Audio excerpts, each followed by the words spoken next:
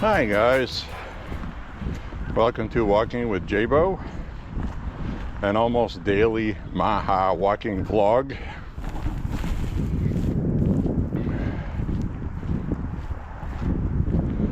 We're having a beautiful day today.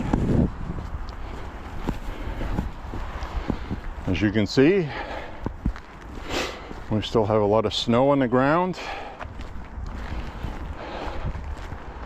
We had a big storm, a couple of small ones since the last time we talked, and we had some very cold Arctic air on top of that.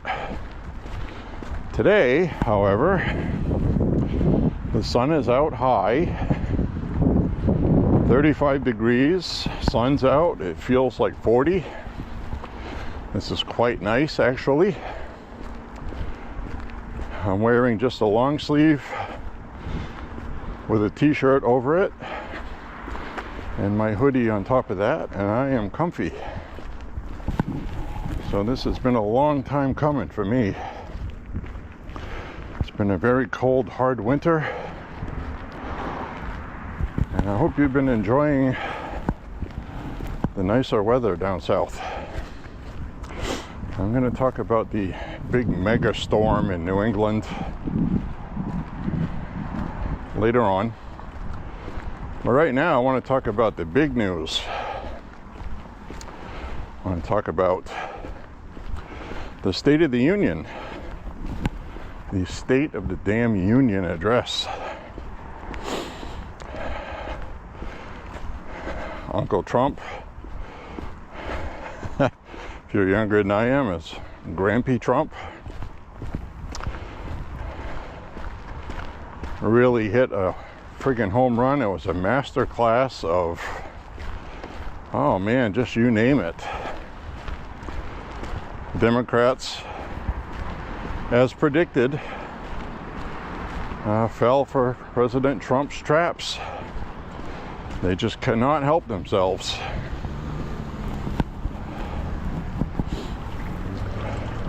I don't know what the hell it is with these people, but all common sense has gone out the window. The entire nation was watching that, had very good ratings.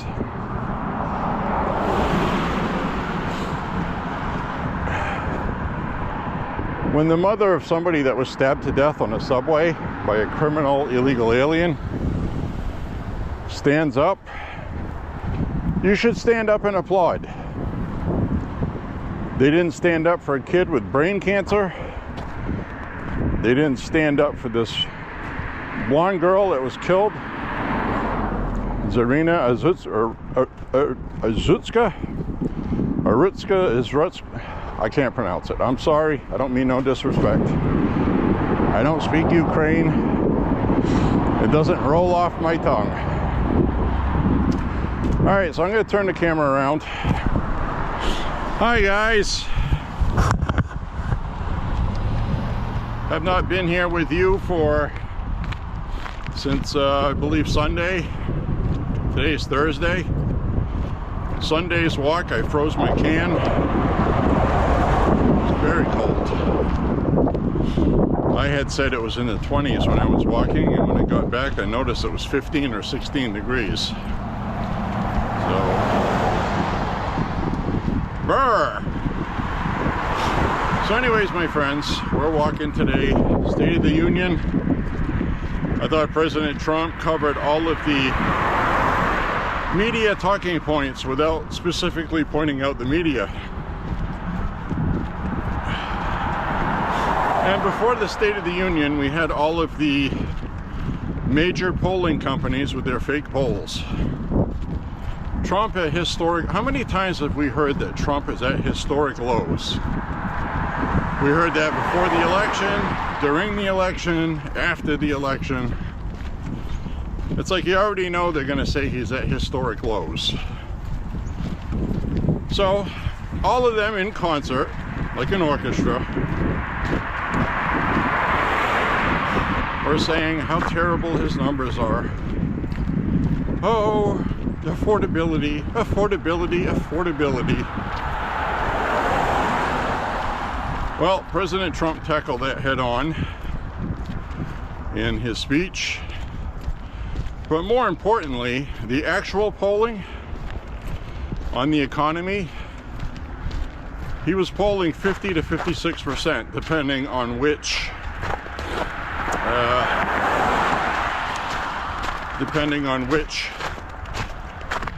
watching the ice here. There's ice down here. So he was polling 50 to 56% before the State of the Union on the economy. Now, all of these people that do polling, they don't have a good sample pool. We haven't had good polling since 2014, maybe even a little bit before that. None of it is reliable. You're better off just using your own personal vibe and feeling about it. Because, you know, like I told you before the election, I told you guys Trump was going to win. I told you why. I told you he was going to win enough of the swing states. Didn't know he was going to win all of them. But the point is, you can kind of have a general feeling that people were like, yeah, Democrats really aren't trusted with this stuff. So, before I get into the State of the Union, before it, Democrats weren't polling well on trust with immigration. Now the media tries to say, well, the stuff that happened in Minneapolis, Trump's numbers went down on migration. No, they didn't. They did not.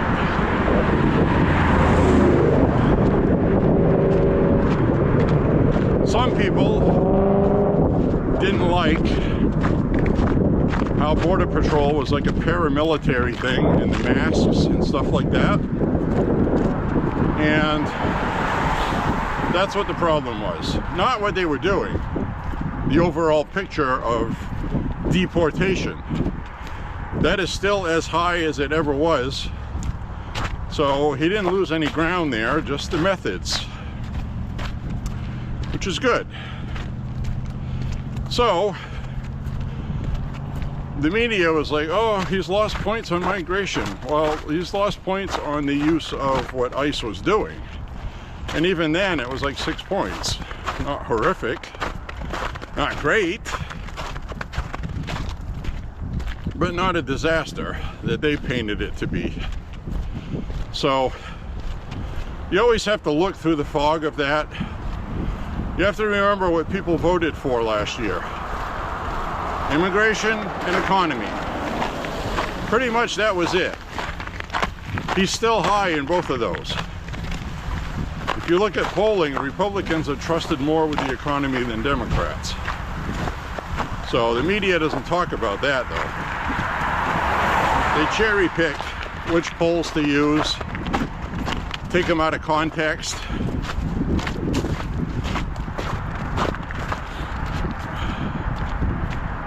So, trying to say Trump's approval is at 32%, things like that. And 36%.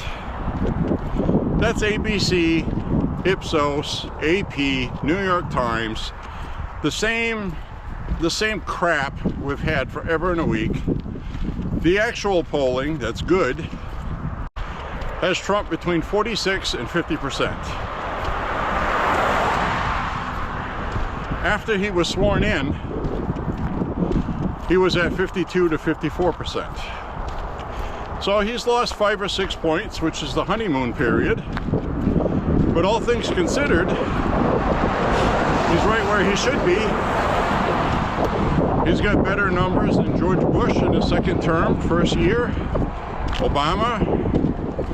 So things are all right. You know, the media just paints this really horrible picture.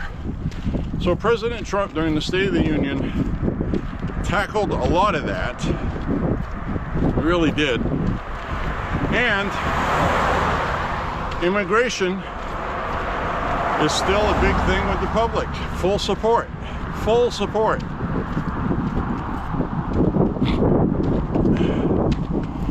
So he exploited the Democrats who fell into his trap. I'm sure you saw it. He just simply asked the question that if you believe government's job is to protect certain people first and not illegal aliens, stand up. That should have been easy. Democrats should have stood up and then complained that President Trump laid a trap for them afterwards on the networks. No, they chose to just sit there. They chose to just sit there and do nothing and look absolutely awful. That is going to be on everybody's campaign reels, and it'll be effective. Now, normally these State of the Unions, president might gain a point in polling. It's not really enough difference to make a difference. Well, I think he's going to kick up about 10 points in this one, because people got to hear directly from him instead of through the media. A lot of people are not informed voters. So all they've been hearing about is economy, Trump's numbers are in the toilet, blah, blah, blah. I mean, if you didn't follow him or listen to his speeches, you'd think, oh my God, what happened to the United States? This horrible person, president. Then you watch the State of the Union, and on the State of the Union, we're going to pass legislation to stop corporations from mass buying houses, because they buy houses with cash and then they sit on them. It drives property prices up. Lack of housing. It drives rents up. And this is a tactic that corporations do intentionally so they can profit. It's a capitalist system. So Republicans are going to pass a housing bill specifically geared at preventing corporations from buying properties in mass scale, because they just swoop in with a lot of cash. They don't buy just one house. They'll come into an area and they'll buy 2 dozen. They just let them sit there empty, nobody in them, or rent them. So, you know, there are a lot of people out there that have a home already. Maybe it's paid for, they're retired, get a second mortgage on another house, and either rent out the one you're living in or rent out the one you're paying for. Extra income, you know? So these companies steal all that. And Trump was on national TV telling people that's over. It's not going to happen anymore. And then he starts talking about health insurance, another concern for 25% of Americans on Obamacare, which is a travesty, by the way, that John McCain had a chance to get rid of, and he decided to be a selfish P-R-I-C-K just to give Trump the middle finger. Voted it down, so we still have it. Completely selfish, just like Mitch McConnell. So, anyway, so we have all, I gotta watch these cars here. I don't want to die today, my friends.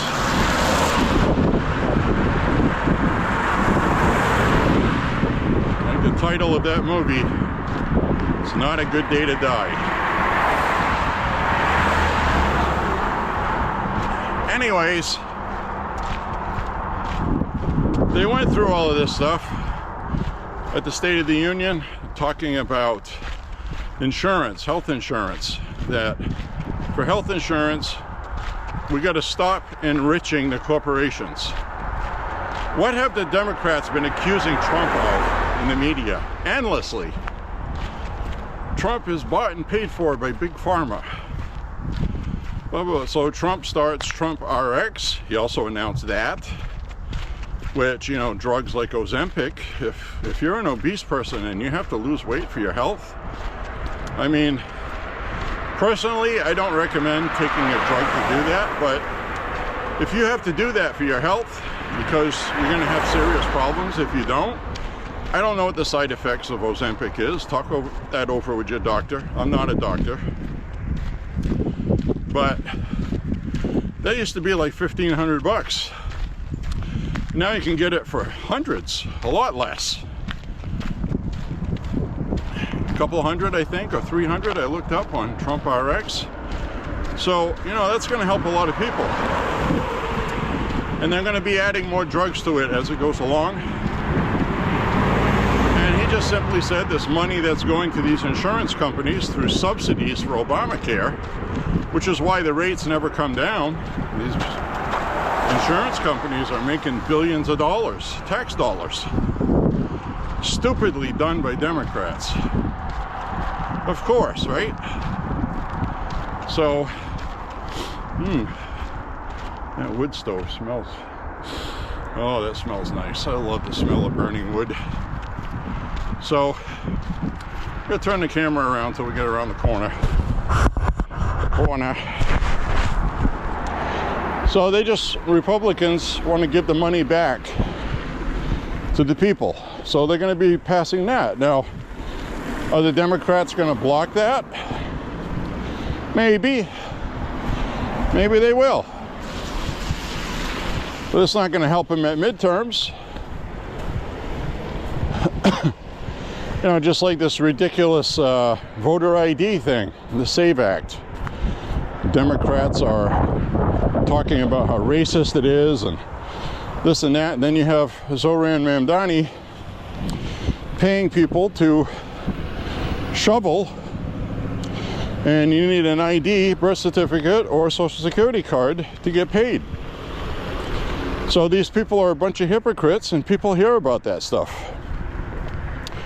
So President Trump talked about that, and I was very happy to see Susan Collins at the State of the Union cheering for a lot of things. She wasn't just sitting there clapping politely. She had both fists in the air, pumping her fist. I was like, oh my God, Susan, somebody gave you a jolt. So that was nice. Angus King in Maine here, our other senator, didn't show up. He didn't go.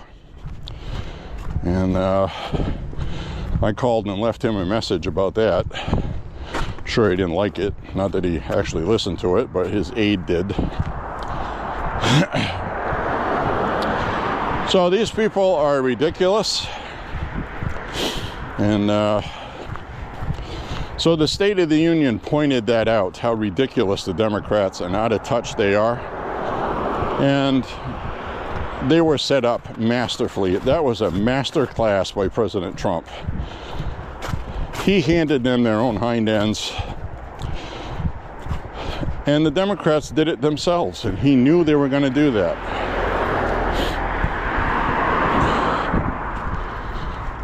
What was interesting was CNN's poll before the State of the Union and after. Trump was at 64% for country moving in the right direction. 54% before, 64% after. Another poll had Trump up to 67% on approval of the speech. So Trump is not an unpopular president, despite how badly the media is trying to make him that. The media right now is so bad that they're even criticizing Team USA hockey team for going to the White House and being part of the problem. I mean, it's absolutely outrageous. You got to put that in context. This is the first gold medal for men's hockey since 1980. 46 years, okay? I mean, seriously, what is wrong with these people? In our 250th anniversary year. Now, Democrats did stand up and cheer that at the State of the Union. They did, okay? But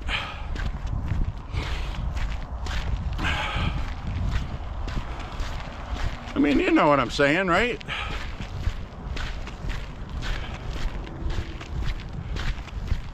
What the hell is wrong with these people? So the same old media is trying to discredit their win because they had the gall to be friends with the dictator Hitler in the White House. Come on, man. Trump is such a king that he had his tariff policy taken away from him and just shrugged his shoulders. Well, we'll try something else that's legal. Doesn't sound like a king to me. Looks to me like our government is functioning the way it's supposed to. Disappointing. But I did know that Justice Gorsuch was not at the State of the Union. And I think that's a result of how he ruled on Trump's tariffs. He didn't want to go. Pretty obvious. So, anyway, my friends, it was interesting. I hope you got the chance to check it out. It's worth watching as a replay. State of the Union started out, I knew it was going to be interesting, when Congressman Al Green out of Texas, it's the same guy that was raising his cane. He was raising Cain, remember? At the last one, he got ejected. Well, he was up to his antics again. This time, he was ejected a lot earlier. He brought a sign that said, "Black people are not apes. Do not look like apes." In reference to President Trump's video, which actually was not a video about that depicted Michelle Obama and Barack Obama as apes.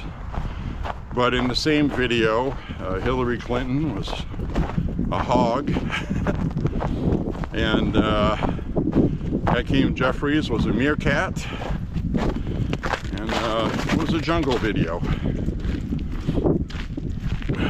So, and it was also at the end of a video that for a couple of minutes had to do with the election interference. And it was an auto scroll that got recorded, and it didn't get chopped off the end of it. So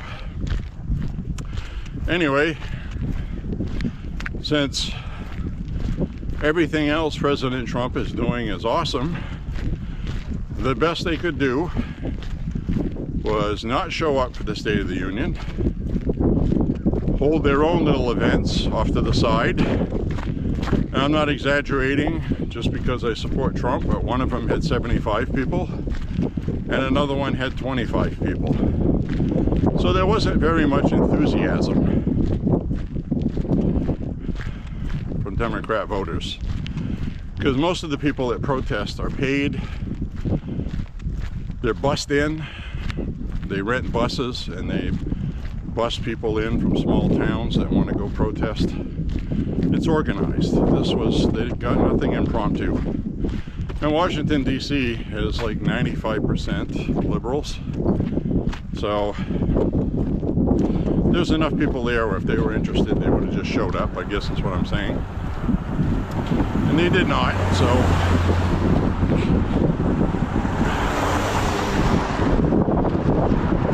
So you have to ask,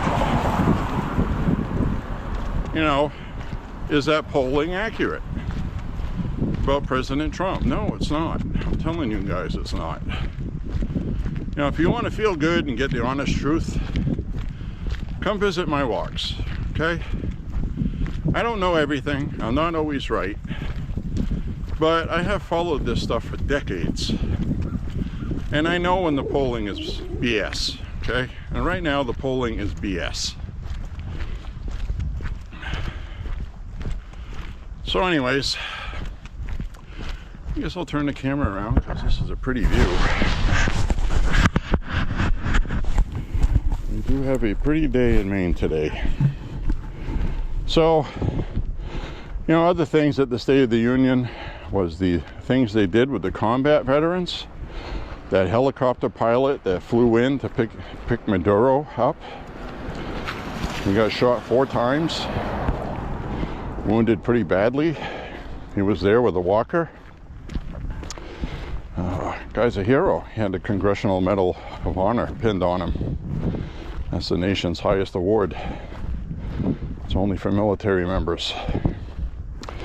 And the old Korean War pilot flying one of our early jets shot down 4 Russian MiG fighters out of the 7. He was dogfighting by himself. His plane was shot 260 plus times and he was wounded, and he took down 4 of those jets. It was a secret for a long time.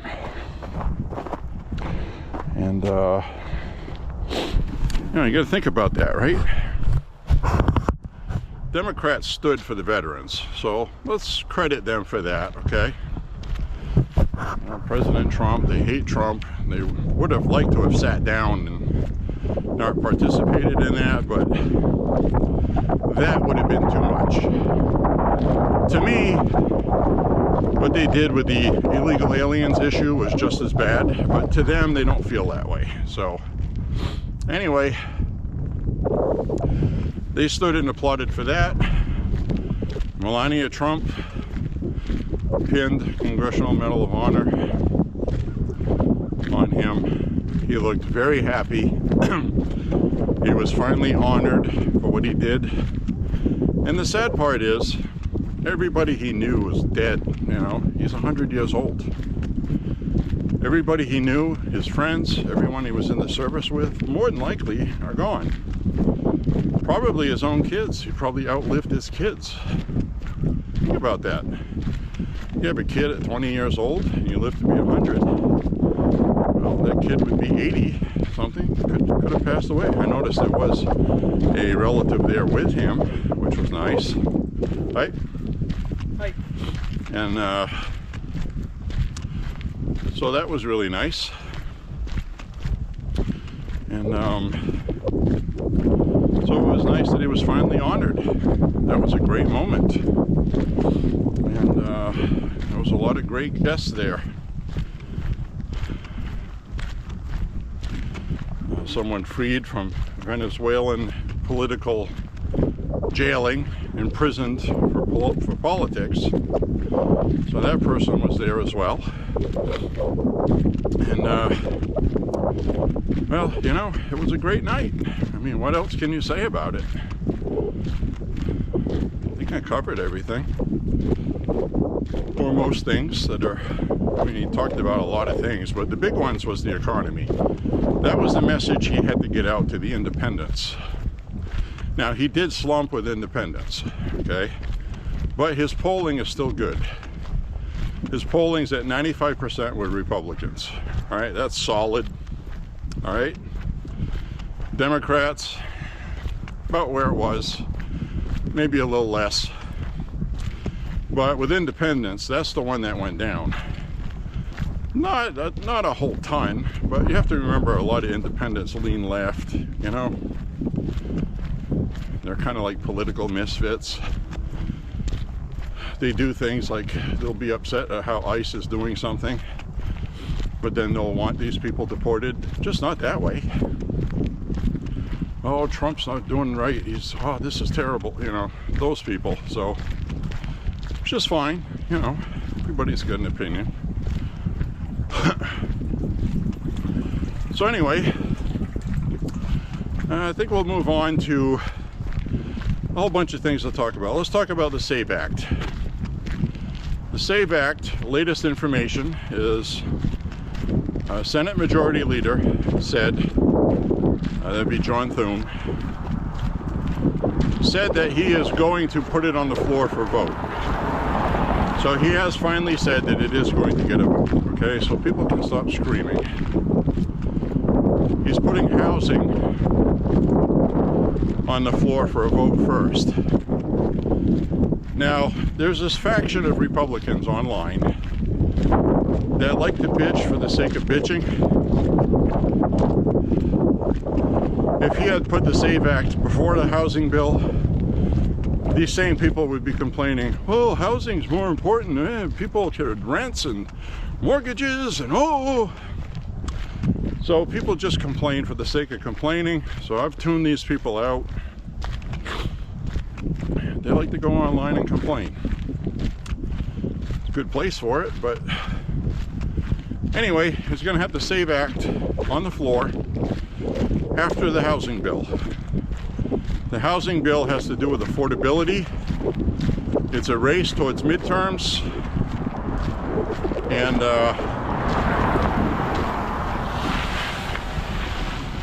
both of those will go on the floor for a vote. Now the issue is the standing filibuster. Now I've heard two reports. I've heard one that said John Thune is just going to get them on record with their vote, which means he's not going to have a standing filibuster. He's working on the rumor is he's working on trying to get a standing filibuster because the president wants that, and he understands how popular the president is with Republicans. He's trying to get that.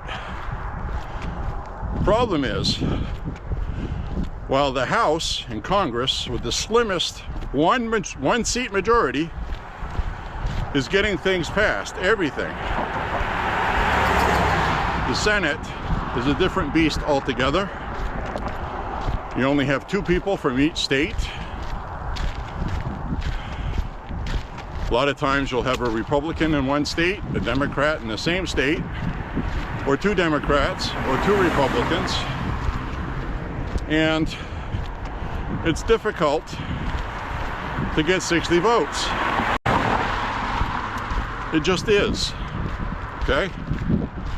You have 100 senators, 2 from each state. And you even have representatives from people, they can't vote. They're from places like Guam, Puerto Rico, things like that, in Congress. And their vote doesn't matter, it's just a symbolic thing. But in the Senate, you got to get 60 votes out of 100. Very tough to do that. When you get people like Mitch McConnell who hate Trump, they're just not going to vote for anything for him just out of spite. Then you got Susan Collins. She supports the SAVE Act. She's a yes vote on that, but she's a no vote on getting rid of the filibuster. Because in her words, and she's right, Democrats, if they get the Senate, are going to pack the courts, and they're going to try to add statehoods. They're going to try to do a lot of things. They'll ban assault rifles. They will just go whole hog crazy with it.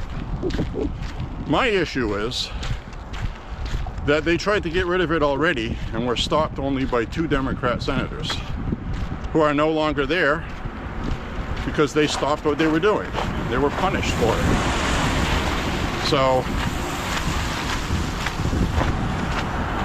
what does that mean? That means they'll do it again. To have a standing filibuster, I think the Republicans need 50 votes. Right now, they don't have 50 for that.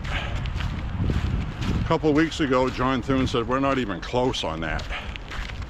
Not even close. Like, it's probably not going to happen. Now, since all the media attention to it, they've been hearing from constituents, some of them have come on board with it. So, I think John Fetterman's going to vote for it, for Democrats. And it's got a chance. It's got a chance, guys. And if it doesn't pass, it's going to be in a lot of campaign ads. It's not going to help the Democrats. There's 80% of this country wants it. That includes all demographics. Black, white, Asian, Democrat, Independent, Republican, non-affiliated. Everybody wants voter ID. That's why the standing filibuster is so important, because the Democrats will have to stand on the floor and explain why they won't support it. Now, a lot of people are like, well, we get rid of the filibuster. Oh no. Yeah, well, the Civil Rights Act was passed with the standing filibuster. It took 2 months. No other legislation got done for 2 months. Read up on it, research it. 2 friggin' months. They went up and gave speech after speech. The Democrats just did not want to cave on it. Eventually they caved. National attention was drawn to it, and they were forced to vote for it. You know, the Confederate South, the 1960s. Isn't it funny? The ones that were still angry they had to give up their slaves were upset that there was going to be a Civil Rights Act where black people would be equal to white people. That's the Democratic Party, folks.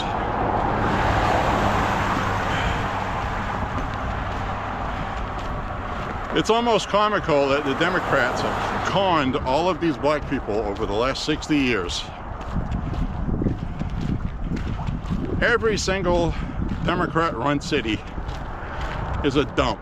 Mismanaged, horrible excuse for government. And who does it hurt? Inner city minorities the most, where they have a huge population of them. They're used and exploited for votes by Democrats. And a lot of black people are waking up to it. I'm seeing a lot of it.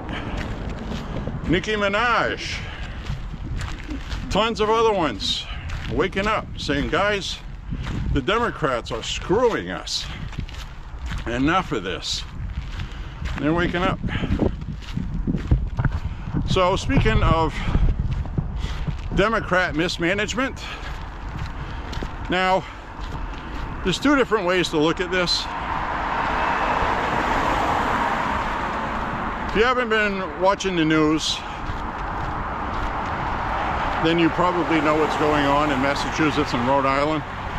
But if you're watching the media, you probably don't even know that they just had 30 inches of snow, which is a lot, granted, okay? I'll get into that in a minute.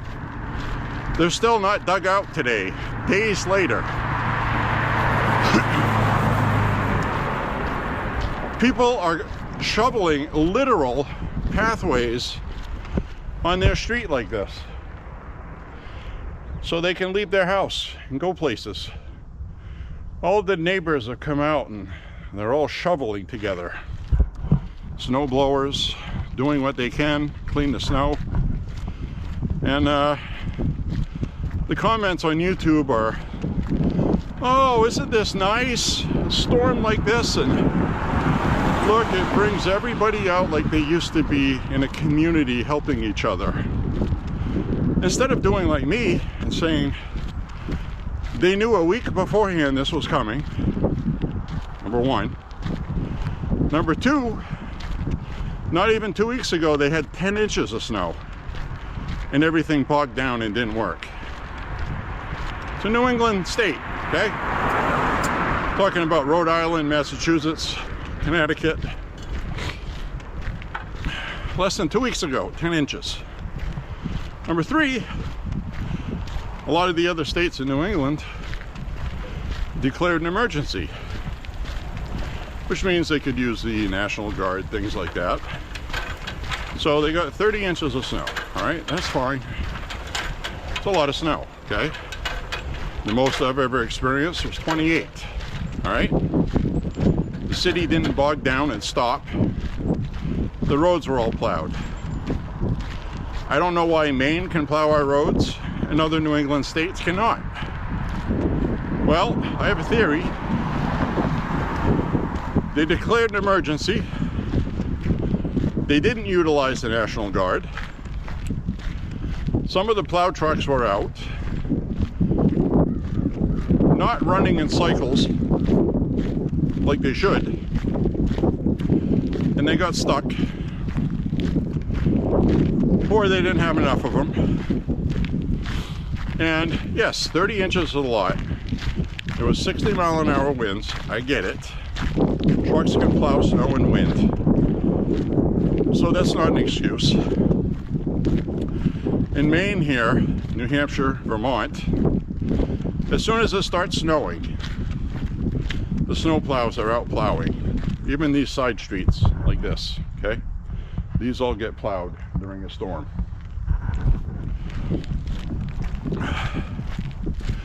So, arguments I was seeing online is, well, they have a lot of really weird side streets. Providence is a big town, big city. But even the small cities in Massachusetts had the same problem. So that's not an excuse that can be used. This also isn't their first snowstorm, as I just described. And they do have equipment. So what does this mean? Well, it means incompetence. They should have had the National Guard ready to go, considering that 2 weeks before they had 10 inches of snow and it caused problems. And they should have had things ready to go. The National Guard has bulldozers, they have bucket loaders, they got dump trucks. They could have just started scooping snow up, dumping it somewhere, dumping it in the river, whatever. You probably have EPA regulations preventing that in Rhode Island. Oh, you're going to contaminate the river. So, you know, it's incompetence. It's mismanagement. It's stupid crap.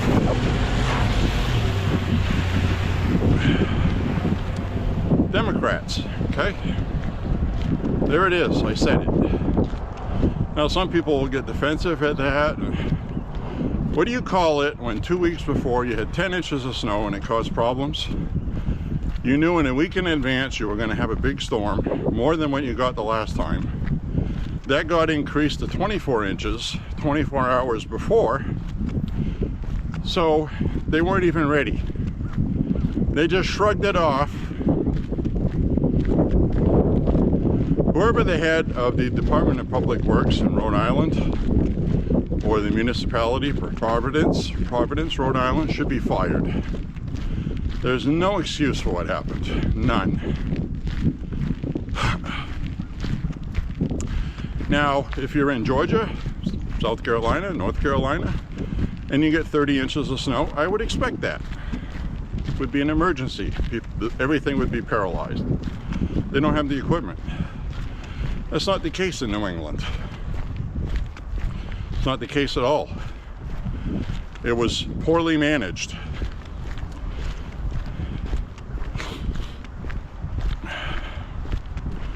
They didn't even get National Guardsmen to jump out of troop trucks with shovels, you know?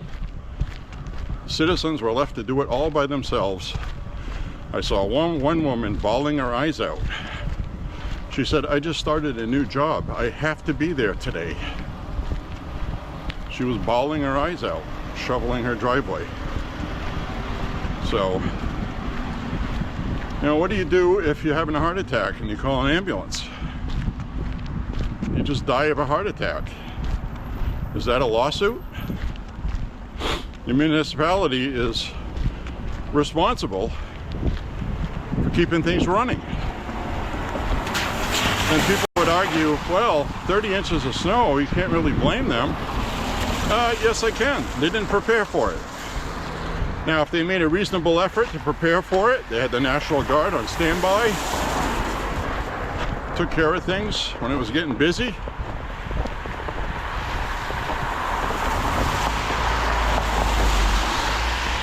I mean, you're talking about a lot of the population that nowadays relies on DoorDash, things like that. I mean, you couldn't even leave your house to get milk and nothing was going to get delivered.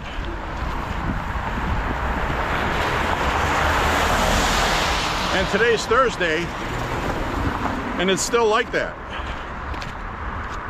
One town in Massachusetts said that they would be getting the equipment they need Friday, tomorrow. Days after this, people are still snowed in. Is the media talking about it? No, they're not. Because it makes the Democrats look bad, because they are bad. Insanity, folks. That's insane. That is insanity. People have got to stop voting for Democrats. They just don't know how to manage anything. I mean, you're electing community organizers. You know? People that know how to protest. That's who you're electing. They don't know how to govern. They don't know how to manage anything. They have no managerial experience at all. AOC was a waitress in a bar. She could speak well. She got into being a community organizer. We've all seen how freaking dumb she is. That's all I'm saying, guys. That's all I'm saying. Thomas Jefferson had a famous quote: "You deserve the government that you elect." In other words, you deserve what you voted for. So, the people of Rhode Island deserve to be snowed in and not be able to get to work or lose their job or whatever that happened because of that. You voted for it, you eat it. If you didn't vote for it and you have to eat it, well, sincerely feel sorry about that. At least you understand what I'm saying. Alright, let's turn the camera around.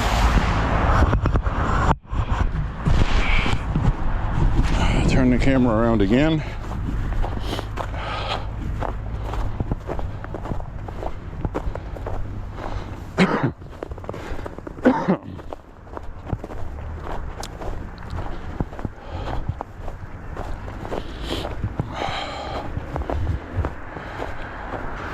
Well, as you guys can see, it's a beautiful day today. You know what amazes me is Melania Trump at this State of the Union. Always so elegant, beautiful, great mannerisms, or womanisms, I'll call them. And she puts this medal on this old hero. And she looked genuinely happy to be doing it. She really enjoyed that. And who else at 55 years old has as beautiful skin as she has, and how gorgeous? How does she do it? She's 55. 55 years old. Wow. Anyways,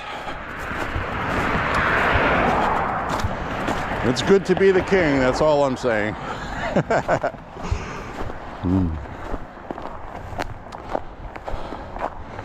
Well, I got a good sweat going today.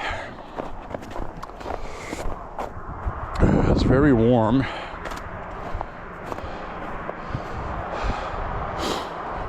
Snow is trying to melt.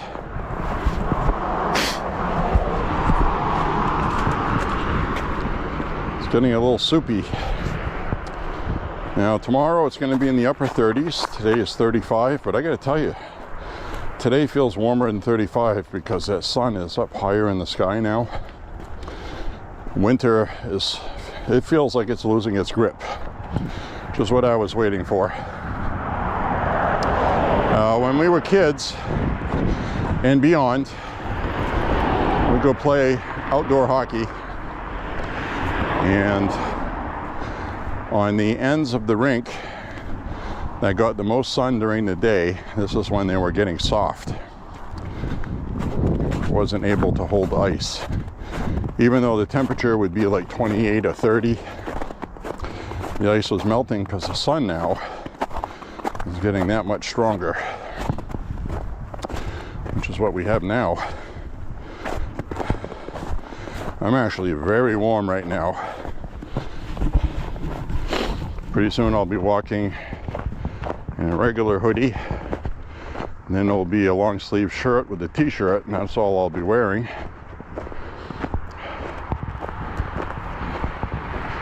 Well, I'll be wearing pants, of course.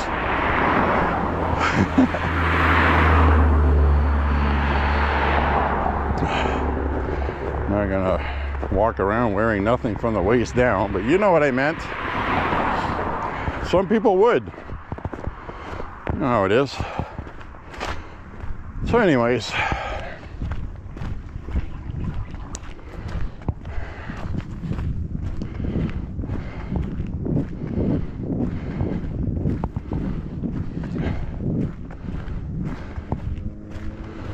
I'll stop at the public outhouse ahead. Don't really have to go, but I know I should, because I will before this walk's over. Doing 6 miles today.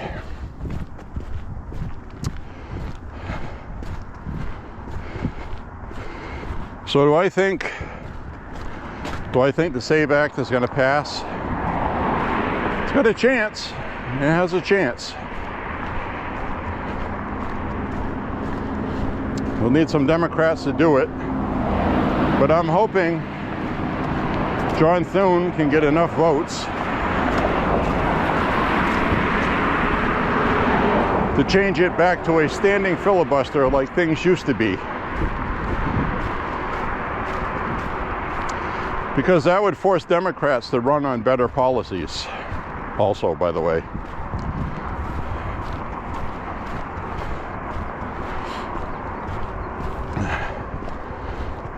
That would make for better legislation as well.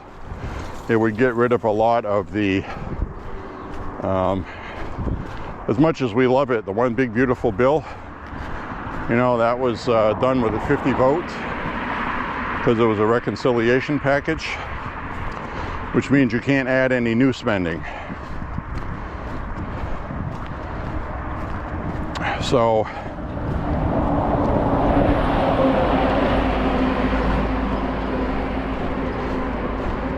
Democrats did the Inflation Reduction Act in their first year,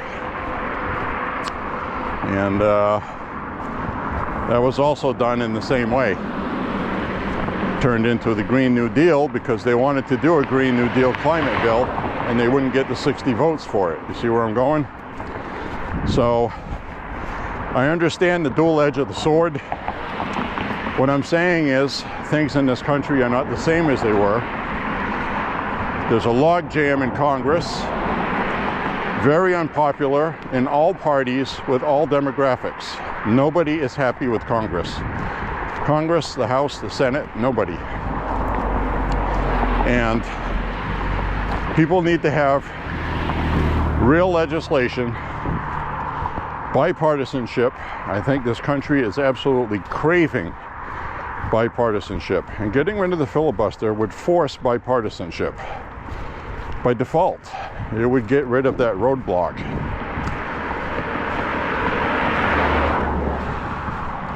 That 60 vote cloture rule is gumming up everything for all sides. Nothing is getting done. Nothing getting done is no good. It would also change who people vote for.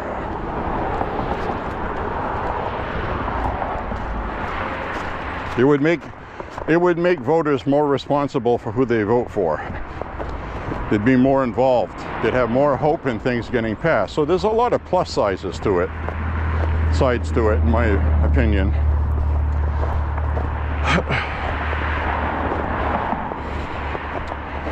Something to think about.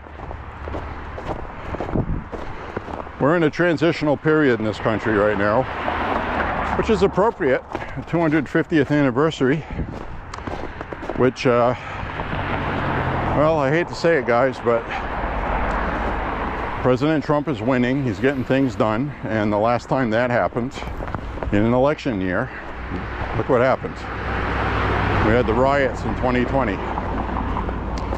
Something is going to happen, probably sooner than later. We have spring coming. We have summer coming. And it's an election year. This midterm election is going to take power away from President Trump. President Trump is firing on all cylinders, kicking total ass. He is. Democrats know that. Minneapolis ICE protest was a test bed. They are going to ramp up. It's my prediction. It's my opinion.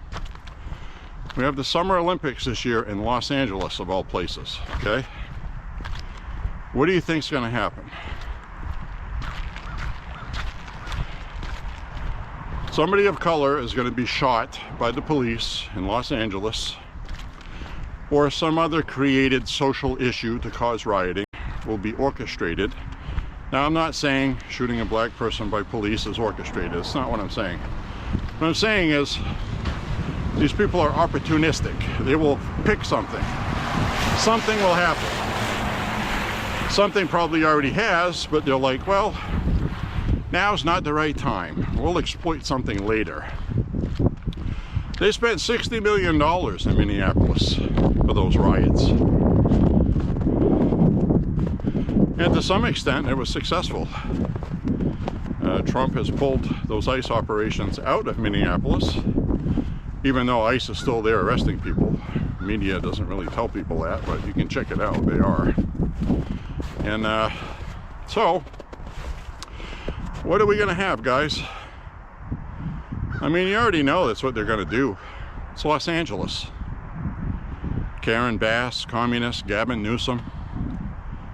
You know, they're going to have the same thing. And we'll probably have one in New York, too, with Mamdani. We just saw all those people throwing ice and snowballs at police after all the rhetoric from Mamdani. Well, I do have an update on that.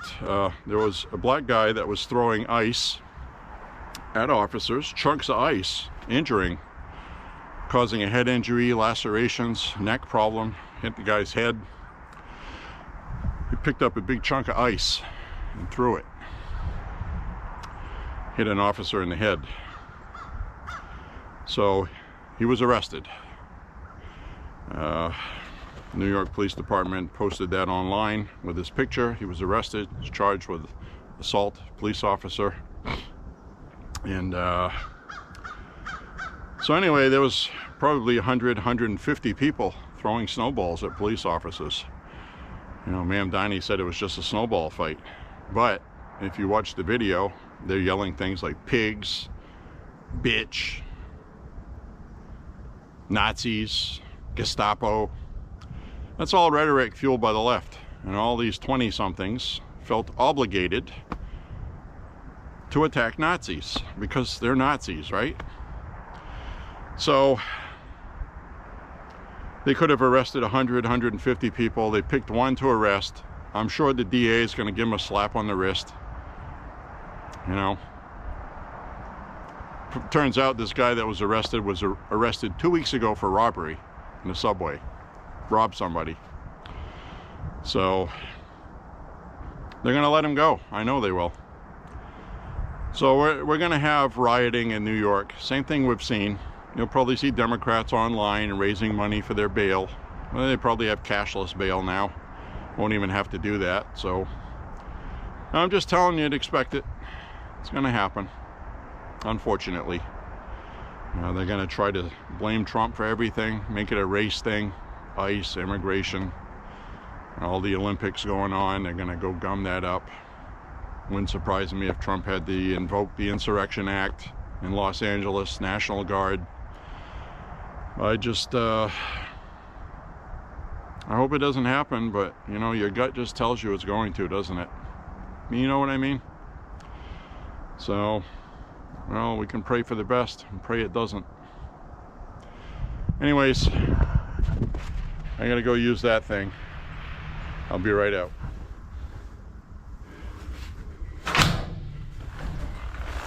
Let me out.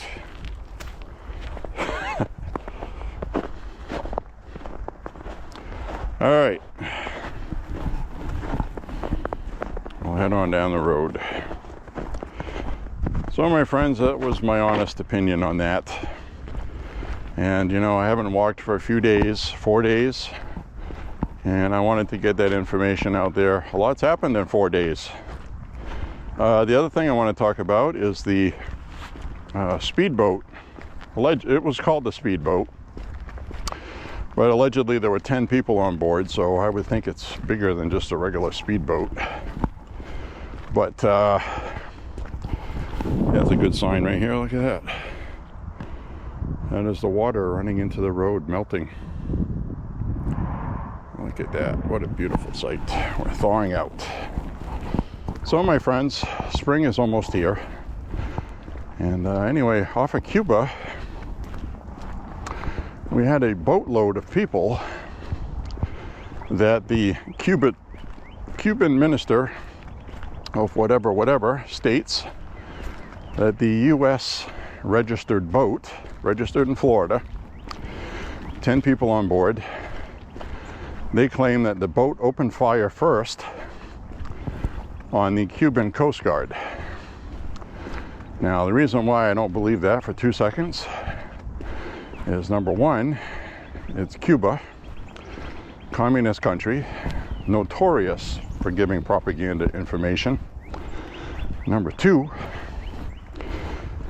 why would a boat fire on a Cuban National Guard boat that I assume was marked as Cuban National Guard? So that doesn't make sense. And I think that was very smart of Marco Rubio not to throw out suggestions of why that happened. They're going to wait until the investigation's been done. 6 people were injured, 4 people killed. The Cubans are treating the injured. I'm sure the American consulate in Cuba has visited them, as well aware of what's going on. I'm sure they're taking their statements, finding out their nationalities, identification, all this other stuff we need before people can jump to conclusions and blame Cuba, which is fine. I would rather have that, because then when we have all that and we find out it was Cuba that fired first, we're going to establish if this boat was in international waters or if they crossed into Cuban territorial waters. Now, if they crossed into Cuban territorial waters, Cuba had a right to defend itself, but it's clearly evident that gunfire was exchanged back and forth. Now, in the United States, firearms are legal, especially in Florida. So them having firearms on their boat is not alarming. I don't know what maritime rule is for that. If you sail from Florida into international waters, I don't know what the firearm policy is for that. Have no idea. So your guess is as good as mine. We'll find out more as this goes on. But 6 were injured, 4 were killed. Hi. How are you? Good, how are you? Doggies are having a nice walk.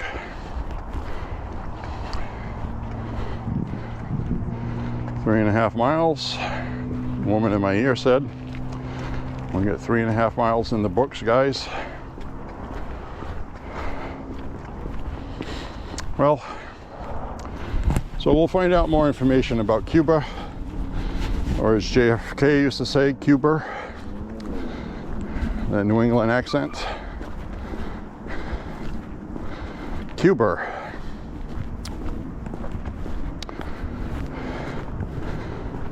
Now, we have this thing called the Monroe Doctrine. It's been around since the 1800s, which has to do with protecting our own hemisphere,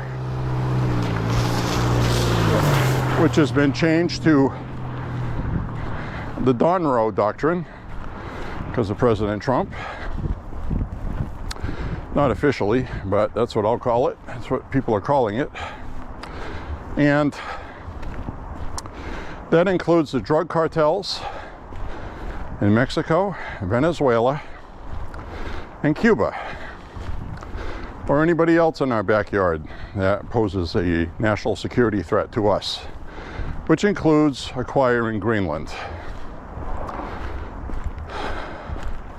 So while a lot of people are upset about it, Greenland is going to be part of the United States property. It's just the way it's going to be. They won't have a choice in it.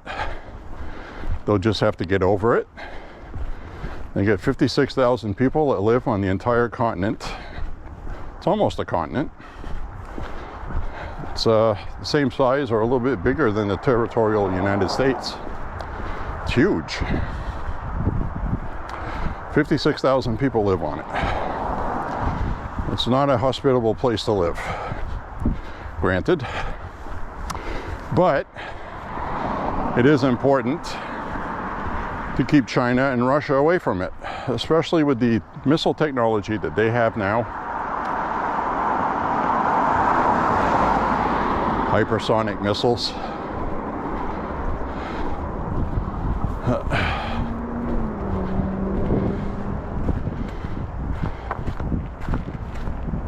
Very important. If you look at the globe instead of a flat map, you can quickly see how important Greenland is with regard to shipping channels and things that you need in the event of war.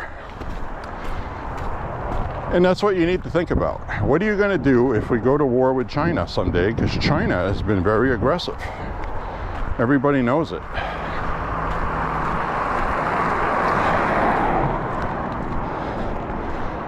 We have to have that. So we got the cartels in Mexico. But before I get into that, I want to talk about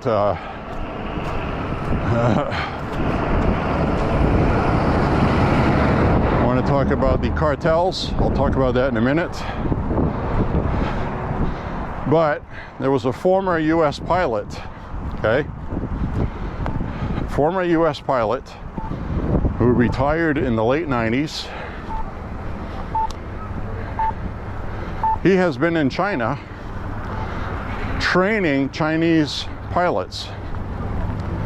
Okay, obviously probably getting paid very well. So he sold us out. Well, Kash Patel said the FBI arrested him this week. Didn't get much media fanfare. So that's why I'm telling you. This guy's a traitor. That's treason. And he knew that. He was offered a lot of money, I'm hearing. Last thing we need is our former military training people that want to fight with us someday.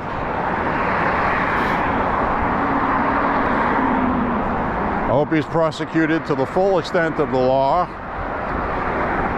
and capital punishment is an option for being a treasonous traitor. He's the one that signed the paperwork, okay? So you're not supposed to do that if you're former military. Not unless it's with an ally and it's been approved. Very serious stuff. So we'll wait and see what happens with that.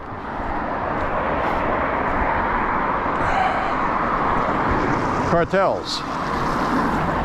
Well, they had the drug cartels in Mexico. Turns out a CIA operative working with the Mexican government because of Trump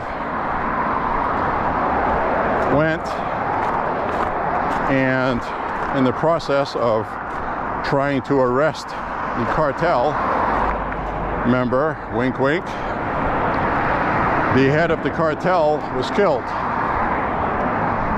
Well, that opened up retaliation, as we all saw in the news, on a pretty massive scale, which actually showed the world that the cartels have more influence and power than most people thought.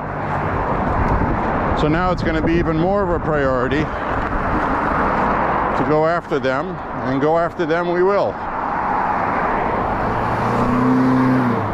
Mexico's politics are influenced by the cartels.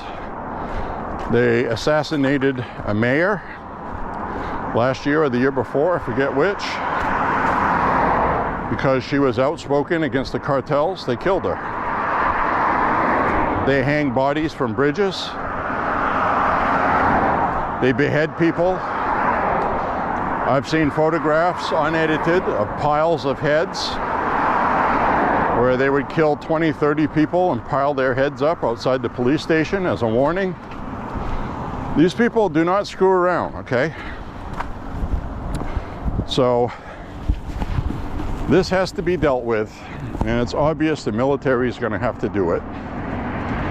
Now, it's a problem they have, because they're going to have a problem with people in the military being afraid that they're going to be doxxed and that their identities will become made aware to the cartels, who are tens of... All right, put in a new battery. Yeah, so the cartels have tens of thousands of members, maybe hundreds of thousands, spread out through everywhere from Brazil to Central America, Mexico. I mean, they are well rooted. They've been doing this for decades. Nobody has done anything about it.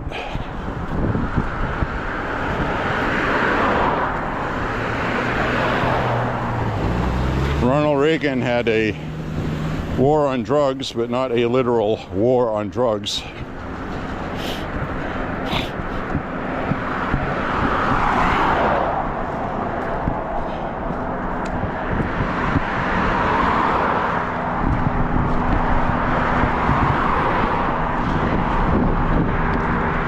So we just reached 4 miles. Just realized that I did not need to wear my gloves today.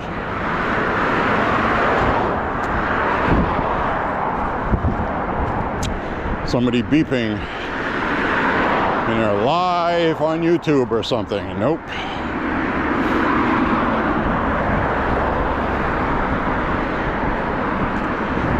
So anyway,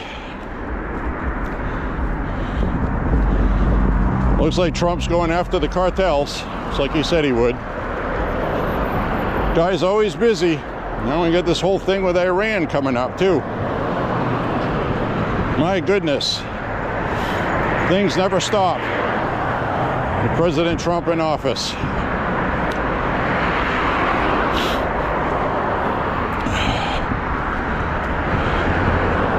So anyway, my friends,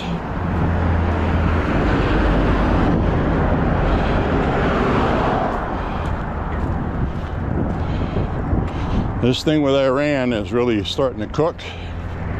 And he's doing the right thing, talking about diplomacy, fully knowing that Iran's not going to comply with it. You know, Iran's not even complying with military information.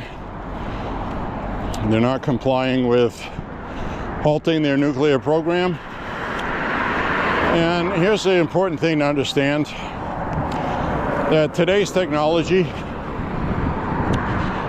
you can have very basic for civilian use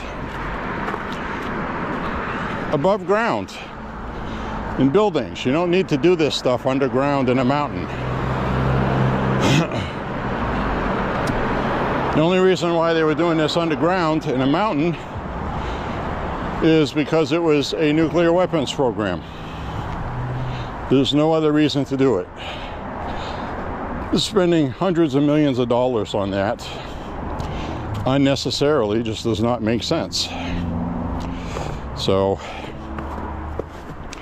they have the technology to do that above ground. Whew, I just had to walk through that snow right there. So they have the technology to do that above ground, and they're not doing it. And it's less expensive. And you can use a lower grade materials for nuclear power and things like that. The fuel rods and things like that used in nuclear power plants are not quality good enough for nuclear explosions. So it's easier to make. If Iran was doing that peacefully, there wouldn't be a problem. But they're not. It's obvious. They are definitely resurrecting their nuclear program because they realize when they have nuclear weapons, they will command respect from every country in the region because everybody knows they're crazy enough to use them. That will force us to take it out, probably at great risk. So Iran has to be de-armed. They have to be. They are a proven terrorist state. They are a threat to the entire region and the rest of the world. And it's time. So it's going to be a very sustained military campaign, planned very carefully, probably with a lot of use of Israel's intelligence and intel agencies, the Mossad, equivalent of our CIA. And I'm sure we have CIA involved in that as well, working with Israelis. So we absolutely have to take out Iran. It's coming up on 50 years that they have been terrorizing everything and everyone, killing thousands over the years. And they were funding Hamas, funding Hezbollah, and ISIS, all these other things.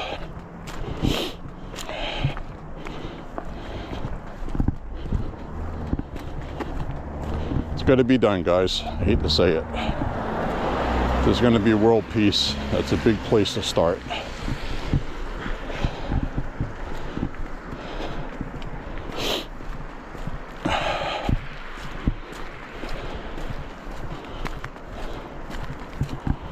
It's going to be expensive. A lot of military hardware is going to be used, but it's worth the money.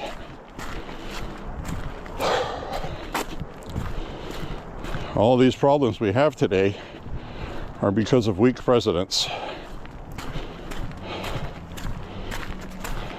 Unbelievable.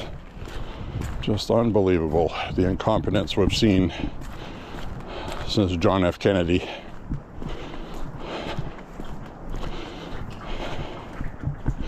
Nixon was good, but he did some things I didn't agree with. We had a difficult time finding our way out of the Vietnam War because we had the Cold War going, the Russians, communism. We couldn't cede ground to that. I understand that, but anyway.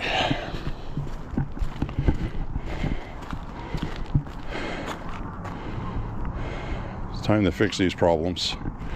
We finally have one of the best presidents we have ever had, ever. Most consequential, anyway, since Roosevelt. And he's our guy. We voted for him and supported him, and we should feel really great about that.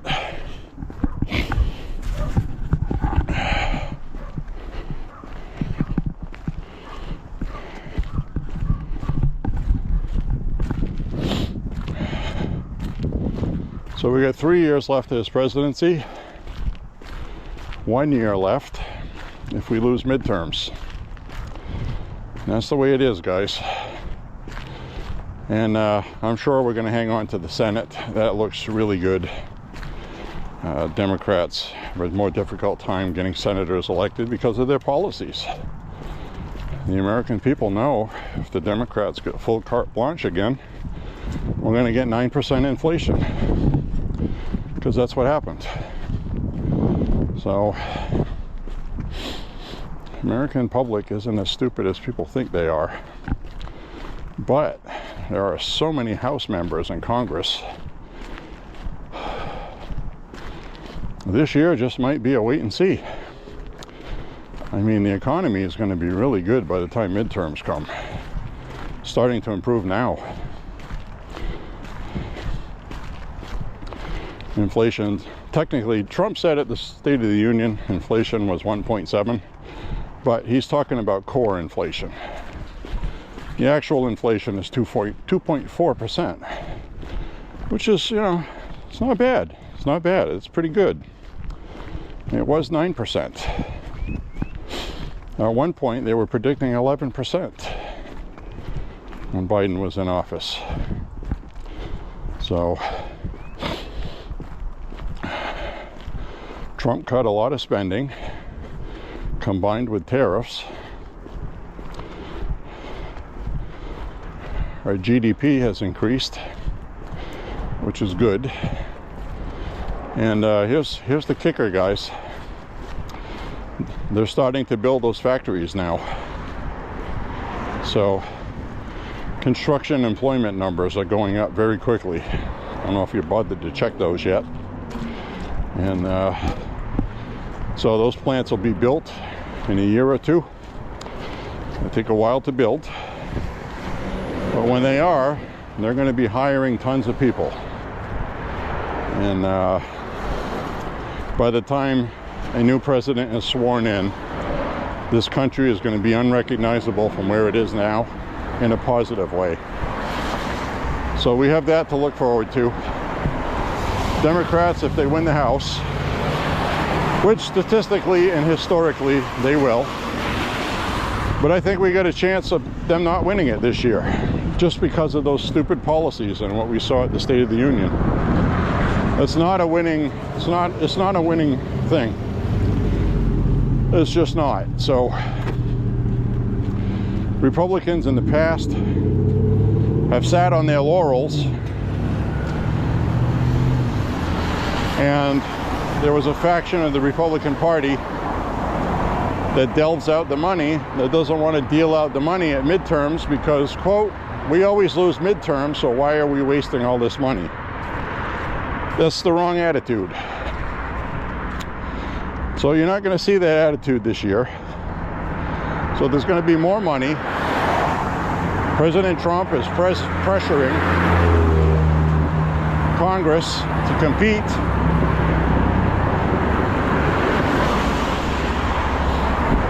If you don't feel like you're going to win midterms, you're not going to win.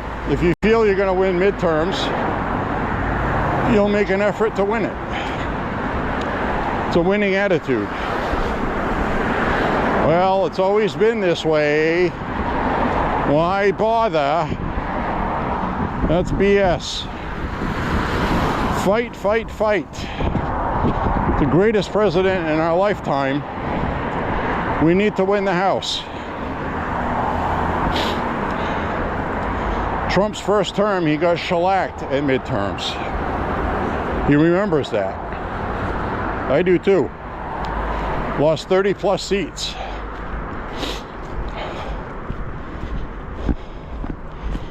It was a COVID year. We had national rioting, which is why I know they're going to orchestrate national rioting again, because they think it worked for them last time.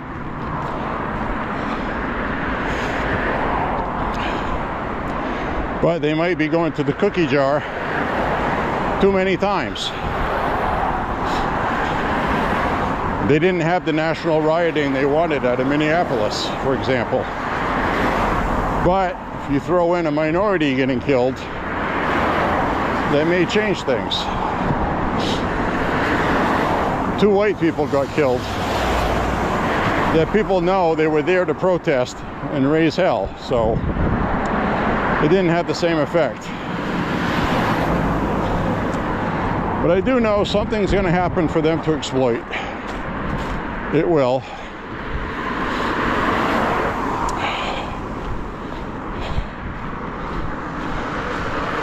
Don't know what it'll be, but we are assured Democrats do not miss an opportunity.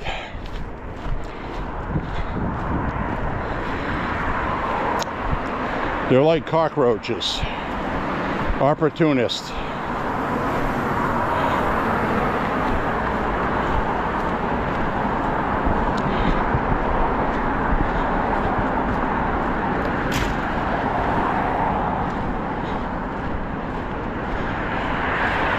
So, speaking of Democrats, state of Maine here is starting to get underway,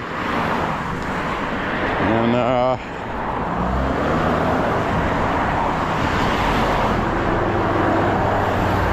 realistically, okay, this would be a year that a Republican governor would get elected, because a lot of people are not happy with the cost of living here. Democrats here are trying to blame Trump, and that argument is falling on deaf ears because people know better. They know our budget has almost doubled spending by Democrats, and it's going to be time for a Republican. Now, the last 32 governors we've had in Maine, okay, 30 of them were Democrat. That includes 2 terms. 2-term ones. So the 2 years we had a Republican, 2 terms, was Paul LePage, which he is running for Congress in this district, and I'm fully sure he's going to win. Early polling says it's a toss-up, which is BS. I'm telling you that right now. And that's for primary, okay? That's not for against Democrats. That's Republican against Republican. It's like 47 to 46%, almost a tie, statistically. And the rest of them were unsure, not sure, or whatever. So Paul LePage has my vote. I trust him completely. He's been our governor twice. Very happy with him. Huge Trump supporter. He's MAGA to the core, and this district will support that for a congressman, but they won't for a senator, because we have to use other districts to win that seat. So anyway, the governorship is, I watched a debate of 2 locals. The Republican was interesting.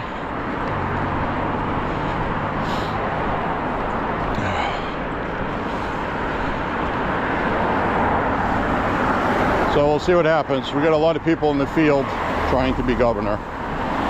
6 Democrats, I think, and about 5 Republicans. So too early for me to get excited. But you'll hear me talking about it on future walks. It's going to be a very big year this year. Now, the important thing is there's a House seat, Texas legislature. Early voting so far, Democrats are outvoting Republicans. So we're starting to see, not starting to, we're seeing the same problem Republicans always have. They don't vote in off-year elections. So Texas already had one flip blue. There's another one about to flip blue. Virginia flipped blue.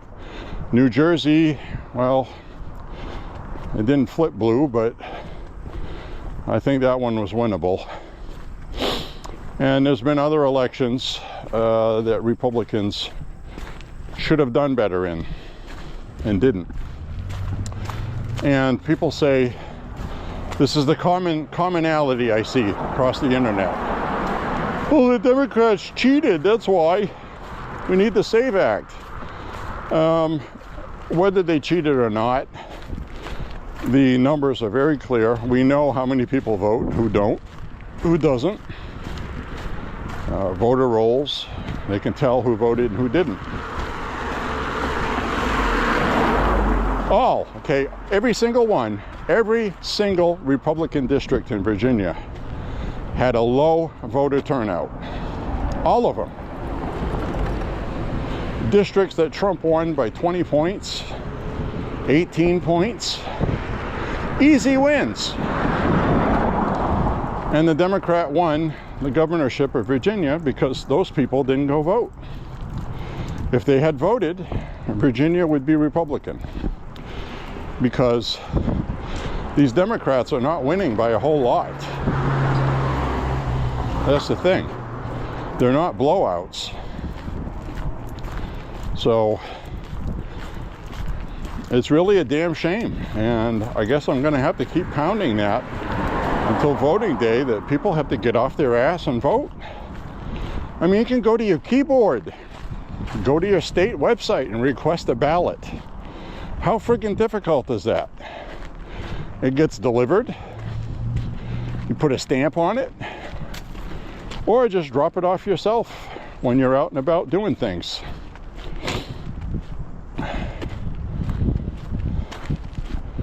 It's pretty easy. I have voted before by filling out my ballot and just putting the envelope in my mailbox, and the mailman picked it up for me. Didn't even have to leave the house, okay? There's no excuse, guys. There's none. Now, local elections, I do have some good news. The good news is the Republican here lost. Why is that good news? Well, she only lost by 69 votes for a state house seat. Why is that important? Well, this was the district that is in downtown, heavily populated, and that area she ran in, there's almost 6,000 residents. 1,300 of them voted. So not a huge turnout for voting, but that seat has been Democrat forever and a week. And usually the Republican doesn't even make a dent. 28% of the vote, 32%. She came within 69 votes and just a couple of percentage points away from winning that, or forcing a recount or something. So the tide is changing here, because I got to tell you, she's a white blonde girl, a teacher. She ran a really good race, used social media, and she competed, okay? She almost won a seat that Republicans never win here. Those are all good signs, because that could be a sign that this midterms, Democrats are going to lose a lot of power in Augusta here. Because people don't like their policies. The local media is not getting the ratings they used to get. And people are tired of being lied to. I think things like Janet Mills saying that the state of Maine wants to keep no tax on tips, no tax on overtime, and no tax on Social Security. Maine state income tax is high, okay? It's like 8 or 9%. It's higher than many other states. So you pay your federal income tax, and then you have an extra 8 or 9% put on your state tax. That used to be 6 point something percent, not even 10 years ago. When Paul LePage was governor, he did a tax cut. So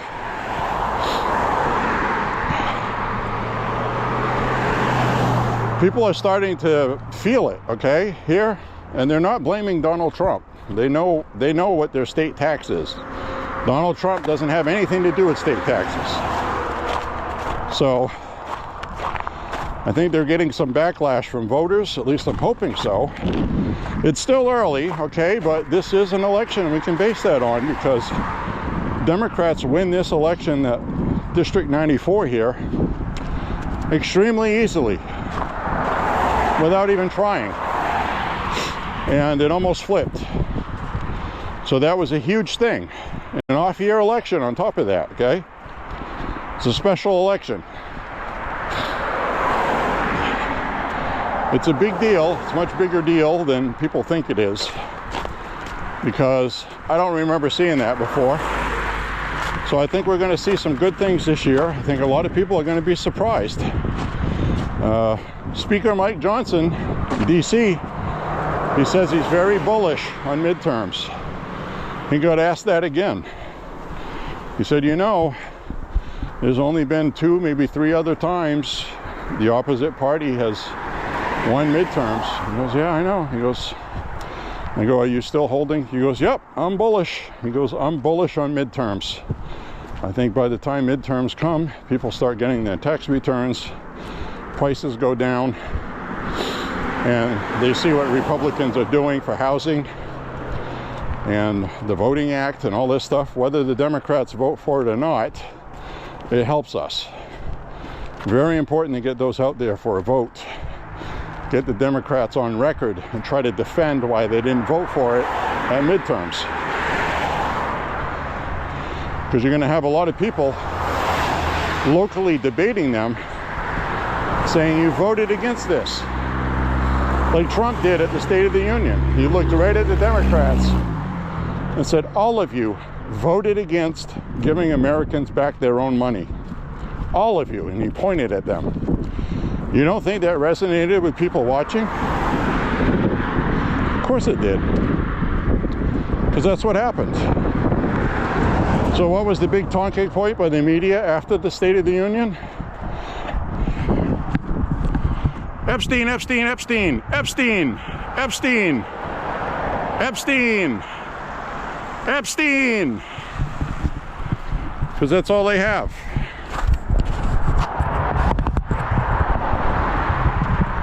That's all they got, guys. Nothing else.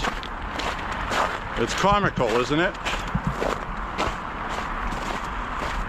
So there you have it. I cannot paint any better news than what we saw.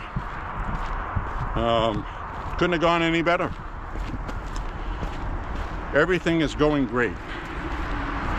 This is awesome. The only hiccup we had was the Border Patrol paramilitary ICE operations. Some people didn't like it.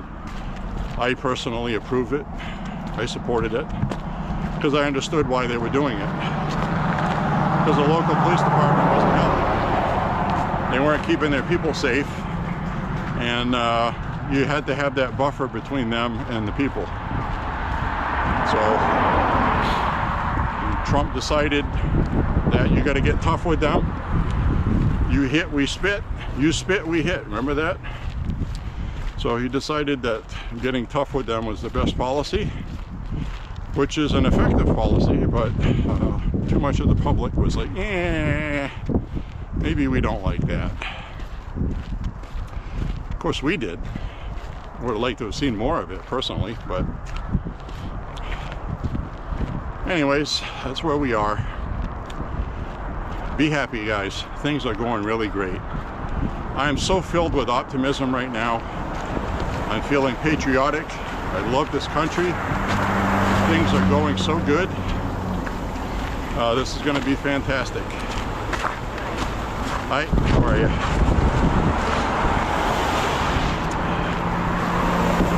So anyways, my friends, I think I'll sign off with you here. Good a place as any.